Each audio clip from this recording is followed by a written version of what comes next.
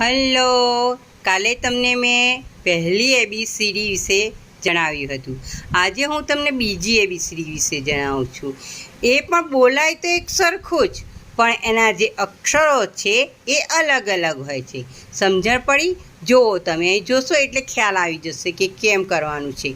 આ છે એ, આ છે B, C, D, E, F, G, H, I, J, K, L, M, N, O, P, Q, R, S,